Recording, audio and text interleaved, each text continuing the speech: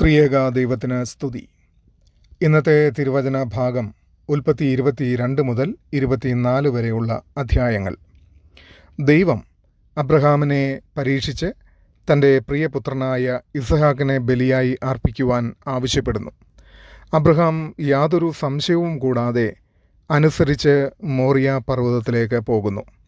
ഇസഹാക്കിനെ ബലി അർപ്പിക്കുവാൻ തയ്യാറാകുമ്പോൾ ദൈവം അവനെ തടഞ്ഞ് ഒരു ആട്ടുകൊറ്റനെ പകരം നൽകുന്നു. അബ്രഹാമിൻ്റെ വിശ്വാസം ദൈവം അംഗീകരിക്കുന്നു. അവനോടുള്ള വാഗ്ദാനങ്ങൾ വീണ്ടും ഉറപ്പിക്കുന്നു. ഈ അധ്യായം പൂർണ്ണമായ സമർപ്പണത്തിൻ്റെ വിശ്വാസം പഠിപ്പിക്കുന്നു.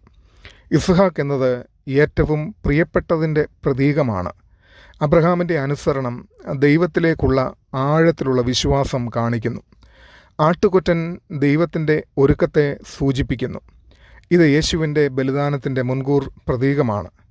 ഒരുപക്ഷേ ഉൽപ്പത്തി പുസ്തകത്തിൽ അബ്രഹാം പിതാവ് വീണ്ടെടുപ്പുകാരൻ്റെ സാന്നിധ്യത്തെ മനസ്സിലാക്കുമ്പോൾ തന്നെ ആവണം പരീക്ഷയിൽ കൂടി കടന്നു പോകുന്ന ഇയ്യോബും വീണ്ടെടുപ്പുകാരനെക്കുറിച്ച് ചിന്തിക്കുന്നത്. നമ്മുടെ ജീവിതത്തിൽ ദൈവം നമ്മെ പരീക്ഷിക്കുമ്പോൾ അത് ഏറ്റവും പ്രിയപ്പെട്ട മേഖലകളിലായിരിക്കും. ദൈവത്തിൻ്റെ പദ്ധതികളെ മനസ്സിലാക്കാൻ കഴിയാത്തപ്പോഴും വിശ്വസിക്കുക എന്നത് അത്യാവശ്യമാണ്.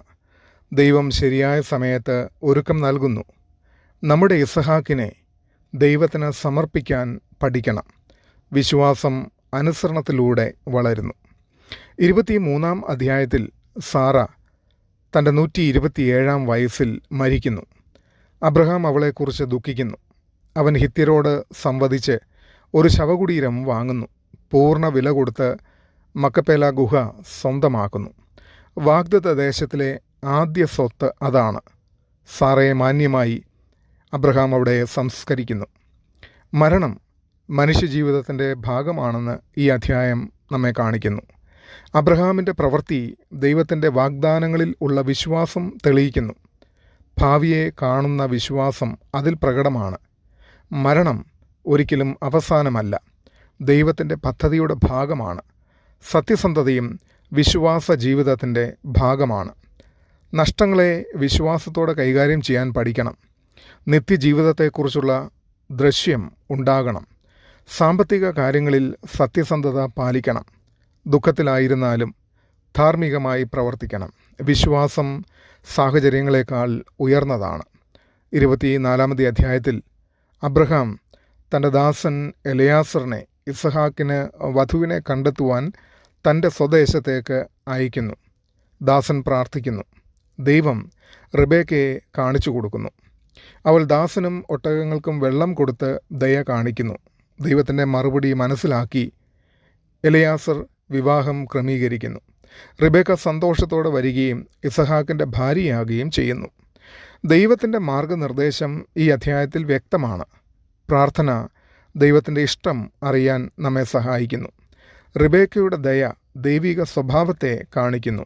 ദാസൻ്റെ വിശ്വാസ്യത ദൈവത്തിൻ്റെ പദ്ധതിയിൽ പ്രധാനമാണ്. ബന്ധങ്ങൾ ദൈവം ഒരുക്കുന്നതാണ്. വലിയ തീരുമാനങ്ങളിൽ ദൈവത്തിൻ്റെ മാർഗനിർദ്ദേശനം നാം തേടണം. പ്രാർത്ഥനയും വിവേചനവും ആവശ്യമാണ്. സ്വഭാവവും ദയയും പ്രധാനമാണ്. ദൈവത്തിൽ വിശ്വസിക്കുമ്പോൾ അവൻ വഴി കാണിച്ചു തരുന്നു.